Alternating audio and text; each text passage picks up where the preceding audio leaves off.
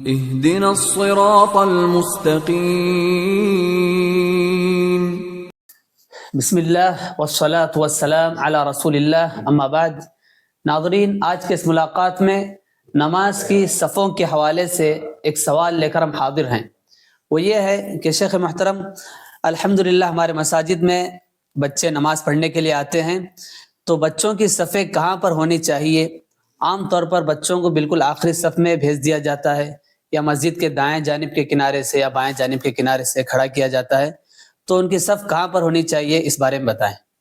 بسم اللہ الرحمن الرحیم، الحمدللہ والصلاة والسلام علی رسول اللہ، اما بعد۔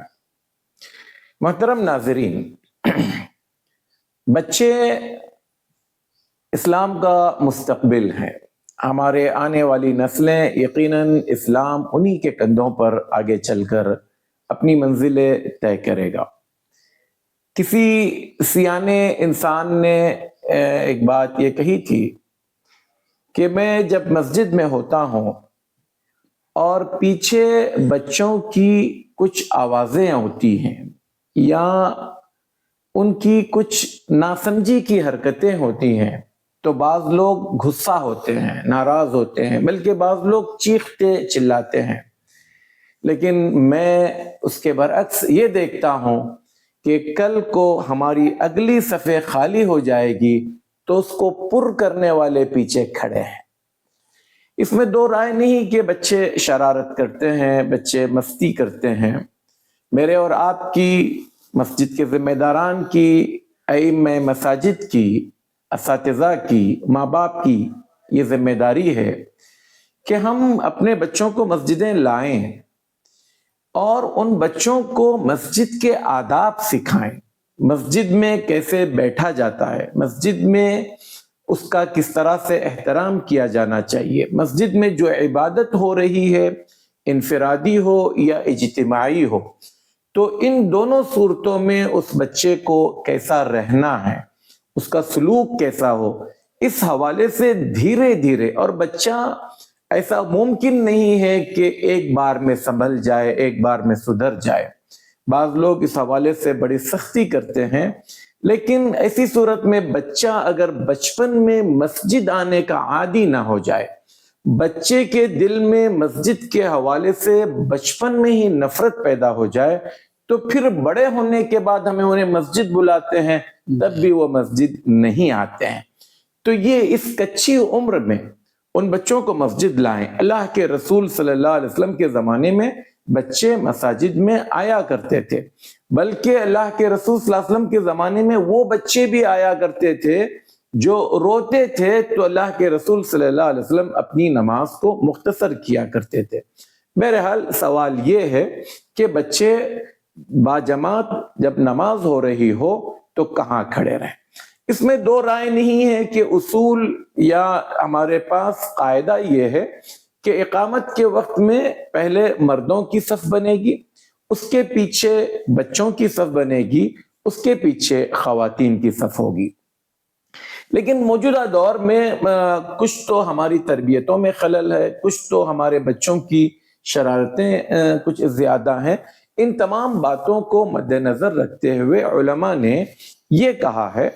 کہ بچہ اگر سمجھدار ہے، مسجد کے آداب اس کو پتہ ہیں، نماز کی اہمیت اسے بتائی گئی ہے، باجماعت نماز ہو رہی ہو تو اس کو کس قدر پرسکون اور اطمینان بخش ہونا چاہیے، یہ سب چیزیں جب بچے کو پتہ ہو تو بچوں کی مستقل ایک صف بنائی جائے جو مردوں کے پیچھے ہو،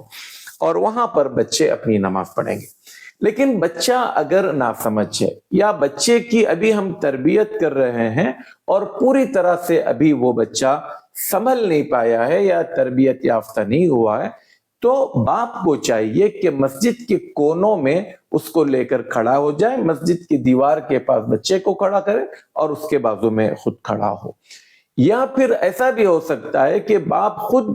بڑوں کی صف مکمل ہونے تک انتظار کرے اور پیچھے جہاں بچے ہیں ان بچوں کے ساتھ باپ بھی ان کو لے کر کھڑا ہو جائے۔ یا اس کی ایک شکل یہ بھی ہو سکتی ہے کہ اگر سمجھو بچے بڑے لوگ کھڑے ہو گئے ہیں اور اب صف مکمل ہونے کے امکانات نہیں ہیں اور بیچ میں ہی جگہ ہے، تو باپ وہاں پر کھڑا رہے. جہاں بھی ہو تو بچے کو لے کر بندہ اگر کھڑا رہے اور اس کو اگر کچھ غلطی کرتا ہے نماز کے بعد اس کو سمجھائے، کیونکہ اس کو سیکھنا تو آپ گھر میں بٹھا کر لاکھ سمجھائیں وہ اس کو سمجھ میں نہیں آئے گا جب تک کہ آپ پریکٹیکل طور پر مسجد میں کیا ہوتا ہے، کیسے ہوتا ہے، کہاں غلطی کر رہا ہے. تو میں سمجھتا ہوں، اور اس حوالے سے وہ لوگ بھی ان بچوں کو تھوڑا سا برداشت کریں جو مسجد میں شرارت کرتے ہیں، مستی کرتے ہیں، انہیں پیار سے سمجھائیں. بعض اوقات کچھ ایسے ویڈیوز دیکھنے کا اتفاق ہوا ہے کہ بچوں کو لوگ مارتے ہیں، دھکا دیتے ہیں، بلکہ اللہ کی قسم میں نے ایک ایسی ویڈیو بھی دیکھی ہے جس میں بچہ سجدے میں ہے، ایک شخص پیچھے سے آتا ہے اور بچے کے پیر کو اپنا پیر مار کر اس کو ہٹنے کا اشارہ دیتا ہے، لیکن وہ بچہ اپنے سجدے کی حالت میں نہیں ہٹتا ہے. تو یہ بچہ یہ بڑا شخص جو بعد میں آیا ہے اس بچے کے پیٹ کے پاس، مطلب جہاں پر سجدے میں جاتا ہے تو اس درمیان کا حصہ جو کھلا رہتا ہے اس میں اپنا پیر ڈال کر اس کو دھکا دیتا ہے. تو یہ اس طرح کی حماقت اور بے وقوفی اگر بڑوں سے ہو جائے تو بچوں کے دلوں میں ایک طرح کی نفرت پیدا ہو جائے گی، یا تو مسجد آنا چھوڑ دیں گے یا تو پھر ان کے اندر کوئی باغیانہ جو ہے تیور آ جائیں گے. تو میں سمجھتا ہوں کہ یہ مسجد کے اعتبار سے، محلے کے اعتبار سے، شہر گاؤں کے اعتبار سے، بچے کی سمجھداری یا بچے کی اپنی ناسمجھی کے اعتبار سے معاملہ الگ الگ ہے. اس کو وہاں کے لوگ اپنے طور پر ہینڈل کریں کہ کس طرح سے بچے کے دل میں مسجد سے بھی محبت ہو، نماز بھی پڑھنے کا عادی رہے،